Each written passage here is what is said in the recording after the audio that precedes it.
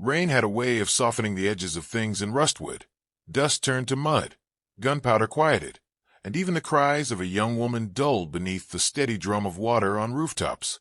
But that day, the storm only seemed to sharpen the town's ugliness. She stood, if you could call it standing, tied to the post outside the saloon, her wrists bound with rough rope, soaked through and biting deeper with every twitch. Her name was Eliza Boone, daughter of Jeremiah Boone, a rancher who once ran cattle across half the mesa. She was maybe 19, tough in the eyes, stubborn in the jaw, but her strength had cracked somewhere in the hours since they'd tied her there. Rain traced through the grime on her cheeks, down her torn dress, puddling at her feet. No one helped her. Not the barkeep, not the dressmaker's wife who watched through lace curtains, not the blacksmith who hadn't shot a horse in 3 months. The town of Rustwood had been too afraid for too long, and fear doesn't open doors. It shuts them, locks them, and leans heavy against them when a girl screams. Harland Pike had made sure of that. He stood on the saloon porch, leaning against a beam, a half-burned cigar perched at the corner of his mouth. Pike had the look of someone carved from sandstone, hard, wind-scoured, eyes pale and mean. He wasn't loud, didn't need to be. His gang of 6 watched from the shadows or leaned against walls, their weapons in plain sight, their laughter low and mean. "Storm's good for the soul," Pike said, not looking at Eliza. "Washes things clean. Makes folks remember who's who." He flicked ash onto the floorboards, eyes scanning the muddy street. There was no law to stop him. Sheriff Brandt had been dragged out into the desert weeks ago. No one ever found what was left. Since then, Rustwood answered to Harland Pike and the Red Butte gang, and they answered to no one. Eliza had spoken out. She'd stormed into the saloon 2 nights past, rifle slung over one shoulder, dirt still under her nails from burying her father. He'd been found shot beside his wagon. Horses gone, goods gone. No one said who did it. No one had to. "You killed him," she'd said, quiet and steady, her voice cutting through the smoke like a blade. "I'll have you hanged for it." The laughter that followed had shaken the walls. Now she shivered against the post, soaked through, her chin lifted only when Pike kicked over a bucket near her feet to make a point. Inside the saloon, the mood was thinner than the whiskey. No music played. No one danced. A fire burned low in the hearth, casting twitching shadows. Men sat at tables with their cards face down, drinks untouched. They knew better than to look toward the window, where Eliza was visible in profile, a ghost tied to timber. A boy barely old enough to grow a beard whispered to the bartender, "You think someone will come?" The old man behind the bar didn't answer. He just wiped a glass, slow and useless, like the act might keep his hands from shaking. "Somebody always comes," said a voice from the far end. Old Caleb Thorne sat slouched in the corner, had pulled low over one eye. His beard was silver and wild, his boots cracked, and his stories thicker than molasses. Most dismissed him, but even Pike left him alone, and that counted for something. "I seen it before," Caleb went on, nodding to no one in particular. "Town goes bad. Folks give in. Then someone rides in quiet like. Might be a preacher, might be a gambler. One time it was a widow with a broken shotgun. Doesn't matter. Point is, there's always a reckoning. Rustwood ain't no storybook," the boy muttered. Caleb grinned without warmth. "That's why reckonings matter." Outside, thunder cracked, and Eliza flinched. Pike stepped down from the porch and walked toward her, boots sinking into mud. He tipped her chin up with 2 fingers. "You know what happens when you poke a bear with a stick, girl?" She didn't answer. Her lips moved, but the rain drowned the words. "What was that?" he asked. She spat. It landed short, but the intention burned hot. Harlan smiled like a man who liked pain more than coin. Back inside, the saloon door groaned open. Heads turned, first slowly, then all at once. Silence rippled through the room, like the tail of a rattler. A figure stood in the doorway. Dripping coat, wide-brimmed hat low over the eyes, boots that had known 100 trails. He didn't look like much, lean, dusted with age and wear. No badge, no iron drawn. But he looked at Eliza first. The stranger stepped inside without a word. The door swung shut behind him. He walked to the bar and took off his hat. Rainwater spilled in rivulets down the back of his coat. "Whiskey," he said. The bartender poured. Hands trembling, Pike stepped through the doorway, lighting a new cigar. He eyed the stranger. "Ain't seen you before." The man didn't turn. "Ain't been seen. You just ride in through that storm." "Looks that way." Pike watched him a moment, then chuckled. "Got yourself a name, stranger?" He drank. "Most folks just call me Mister." "Well, mister, this here's a quiet town with its own way of doing things. Best not go stirring the pot." The stranger finally turned, eyes dark as saddle leather. "Way I see it, the pot's already boiling." A long pause settled like smoke. Then Pike smirked and stepped forward, hand drifting near his belt. "You planning to do something about it?" The stranger took off his coat slowly, set it on the bar, turned to face Pike full. "No more, miss," he said softly, eyes flicking past Pike to Eliza outside. Then he stepped forward, into the storm again, and for the first time in days, someone untied the girl from the post. The stranger came in slow, like the rain had summoned him. He rode a bay gelding with a coat the color of dried blood and hooves that didn't splash. They sliced clean through the mud. The man sat straight in the saddle, not stiff like a soldier, but with the patience of someone who'd seen enough to know rushing never changed the ending. His coat hung long and soaked, dark as oilskin. A low-brimmed hat shaded most of his face, but the townsfolk watching from behind curtains noticed the way his head moved, deliberate, quiet, taking stock of every window, every door, and the girl tied to the post. He stopped in front of her, didn't dismount, didn't speak. Eliza lifted her head, eyes swollen, lips trembling, but she met his stare. There wasn't pleading in her gaze, just something slow burning, flickering beneath the layers of defeat. Maybe he saw it too. Maybe he'd seen it before. From the porch, Harland Pike chuckled. "Well now," Pike called out, "ain't this sweet? You come for the show, rider?" The stranger said nothing. He climbed down, moving like a man with time to spare. The base shifted but didn't step away. The saddle was worn, cinch straps weathered, the rifle holstered beneath it clean and dry despite the storm. Pike watched with narrowed eyes. "You deaf or stupid?" he asked. The stranger walked to Eliza. He reached up and took off his hat. "No more, miss," he said, voice low and calm. Then he turned. The silence came like a breath before a thunderclap. The townsfolk leaned forward, forgetting they were supposed to be afraid. Pike spat into the mud and straightened. "You fixing to make trouble, mister?" "Only if trouble's the only thing you speak," the man replied. He set the hat back on his head and faced the gang. The rain ran from the brim in rivulets. A gust of wind rolled through town, flapping loose shutters and rattling the saloon sign. Nobody moved. Not Pike, not the gang. The stranger stood alone in the open. A younger outlaw with a bent nose shifted on the porch, hand drifting toward his belt. "I wouldn't," the stranger said without turning his head. The hand stopped. "Who the hell are you?" Pike asked. The stranger stepped toward him, boots squelching in the mud. "Don't matter." "What do you want?" "Her." Pike snorted.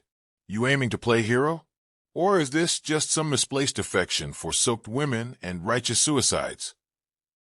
The stranger stopped at the bottom step of the saloon porch. They stood 10 feet apart, but the space between them felt like loaded silence. "You've had your run," the stranger said. "Time's up." One of the gang laughed. Pike didn't. His fingers twitched near his belt. "You know how many men I've put in the ground." The stranger didn't flinch. "Same number I'll be sending company to." A pause. The kind of pause that only ends two ways, blood or retreat. Pike barked a bitter laugh. "You really think one man can clean out Rustwood?"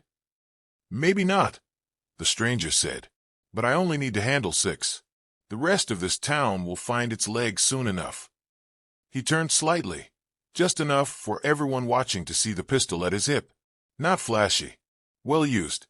The leather of his holster had a slight shine, where the metal rubbed smooth, from countless draws.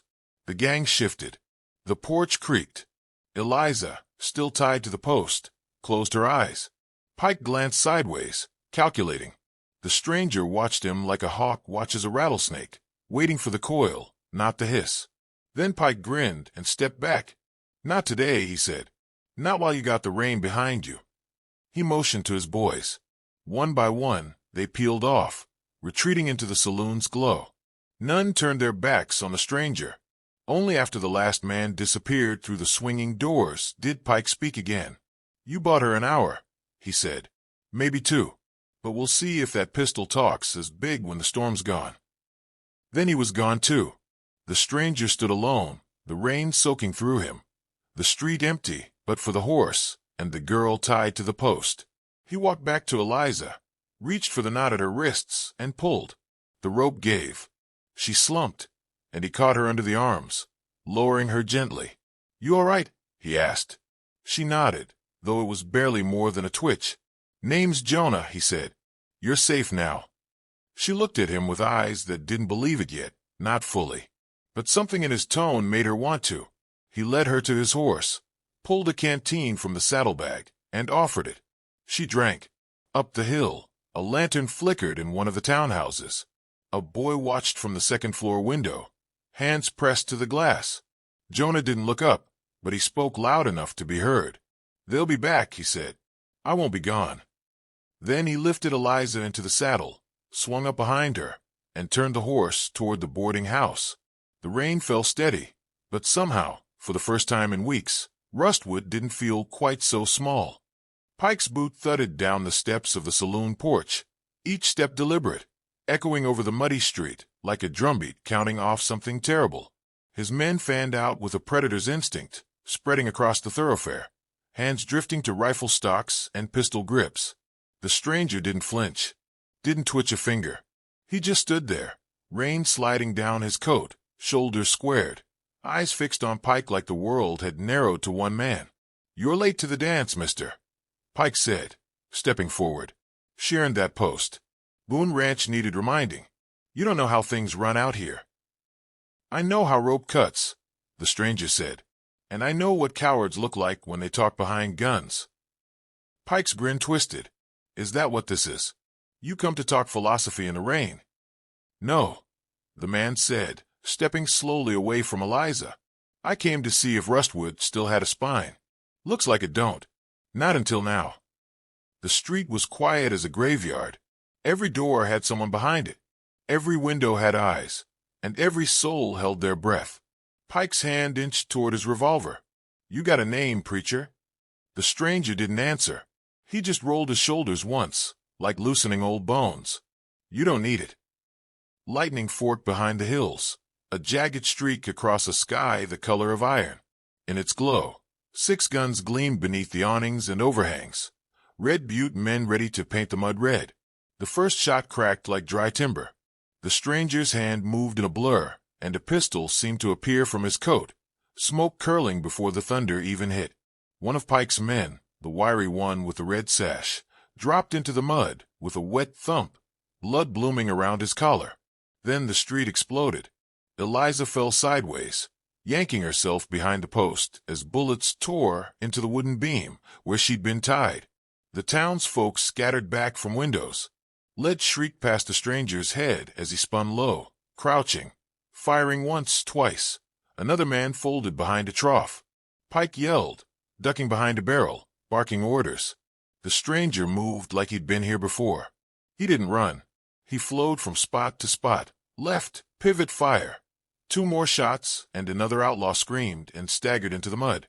Rain hissed as it struck hot metal, the sky booming like it was keeping score. Someone on the roof fired down at him. The stranger dropped to a knee and shot without looking, sending a slug into the man's thigh. The outlaw tumbled down with a howl, landing hard beside the watering trough. There were only 3 left standing now. One bolted. He made it halfway down the alley before a bullet caught his spine. He hit the ground crawling, then stopped moving. Pike ducked around the far side of the saloon, his breathing ragged, gun clenched in his hand. Only 2 of his men remained, one hunkered near the blacksmith's forge, the other trying to reload behind a wagon. The stranger's boots slapped through puddles as he moved up the middle of the street, methodical and unhurried. You think you're some kind of goddamn ghost? Pike shouted. You think this changes anything? The stranger didn't answer. He put a bullet clean through the wagon. The outlaw behind it screamed and collapsed, gun spinning from his fingers. Now there was just Pike. "You're making a mistake," Pike yelled. "I got men in the hills. More coming tomorrow. You kill me, they'll level this place. There won't be a plank standing." The stranger stopped just beyond the saloon steps. Water dripped from his coat. His pistol smoked in his hand. "Then I'll wait for them," he said. Pike fired. The round cracked into the stranger's shoulder, twisting him halfway around. He staggered, grunted, but didn't fall. His next shot caught Pike in the thigh. The gang leader screamed, buckled, fell against the steps. Blood streamed down his leg, pooling fast. The stranger limped toward him. Pike tried to lift the pistol again, shaking hands failing him. A boot kicked it from his grip. "Please," Pike said, gasping. "You don't understand. I run this town because nobody else would. They need men like me." The stranger crouched beside him. His face was calm, unreadable. "No, they don't," he said. "They need a chance." He raised the pistol, then paused. Pike's breath caught, but the shot never came. Instead, the stranger stood, holstered the weapon, and turned away. "You ain't worth the bullet." Behind him, Eliza had freed her wrists. Her hands were raw, face streaked with tears and rain, but her eyes blazed. She picked up Pike's pistol. He froze, realizing too late. "You left my father to die," she said. "Burned our barn. Took our horses." Pike whimpered. She didn't yell, didn't tremble. The gun fired once. It echoed through Rustwood like a final note, like something finished. Eliza stood over the body, chest heaving. No one spoke. No one dared. The stranger watched her a moment longer, then nodded once and limped back to his horse. People began to step out into the street. The blacksmith, the widow from the chapel, even the barkeep, who hadn't lifted a finger in a year. They looked around, not at the dead men, but at each other, as if seeing the town for the first time. The stranger mounted his horse. Blood soaked his sleeve, his face pale, but he kept upright. "Who are you?" someone called out. He turned once, rain spilling off the brim of his hat. Just someone who remembers what decency looks like. And then he rode, out into the fog and the fading storm, where the horizon swallowed men like him whole. Eliza stood still long after he was gone, Pike's pistol hanging loose in her grip. Behind her, the people of Rustwood began to move. Not like cowards, but like something long buried had started to rise. Smoke hung low over Rustwood like a blanket stitched from gunpowder and ghosts. The rain, once steady, now fell in misting sheets, hissing softly as it met the warm metal of spent shells. The thunder had passed, but its echo lingered in the ears of those who'd survived it.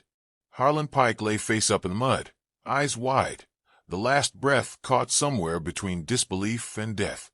3 of his men were dead beside him, sprawled across the street like broken furniture. The others had fled into the hills the moment the stranger's second revolver cleared its holster. Eliza, freed by the stranger's knife moments earlier, crouched beside the saloon's rain barrel. She watched him now as he reloaded with the care of a man who'd done it too many times to count. His hands were sure. No flourish, no fury, just quiet efficiency. The townsfolk began to emerge in hesitant trickles. The blacksmith first, wiping his hands on a leather apron. Then the dressmaker's wife, clutching her shawl like it might ward off the truth. Children peeked from doorways. Men gripped axes or old rifles with shaking fingers. The stranger holstered his weapon and turned to Eliza. "You hurt?" She shook her head, wiping blood and rain from her cheek with the back of her hand. "Not enough to matter." He gave a slight nod.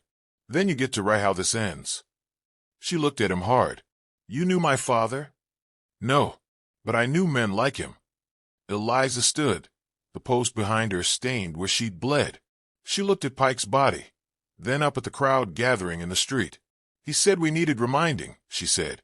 "Maybe we did." The stranger stepped back to his horse. The animal hadn't moved during the fight. It stood like a statue, rain dripping from its mane. A boy called out, "What's your name, mister?" The stranger paused with one boot in the stirrup. He looked over his shoulder, face still shadowed by the brim of his hat. "Names aren't what matter," he said. What you do, that's what sticks. He swung into the saddle and turned toward the open plain. No one tried to stop him. No one even asked again. The crowd watched until the silhouette of horse and rider vanished into the curtain of rain. By nightfall, the story had already started to grow. Some said he was a preacher who'd once killed 10 men in a canyon fight. Others claimed he was a bounty hunter with a price on his own head. A few swore they'd seen a scar on his neck that marked him as a deserter from the war. Truth didn't matter. Rustwood needed a legend more than it needed a name. Eliza walked alone down the main street. She reached the post and stared at the rope still dangling from it. Her hands ached where it had bitten through skin. She didn't cry. She didn't curse. She took a knife from her belt, Pike's knife now, and sliced the rope clean. Then she looked at the people watching her, faces pale, eyes waiting. "Well," she asked, "you all just gonna stand there?" The blacksmith stepped forward first, then the barber, then the widow Norcross from the dry goods store. One by one, they followed Eliza into the saloon and threw the Red Butte gang's shadows out of it. Rustwood didn't speak the stranger's name again, but they told his story often. They said he came when the sky was falling and the earth had gone soft. They said he left no tracks, no answers, just the silence of justice done and the echo of one quiet sentence in the rain. "No more, miss."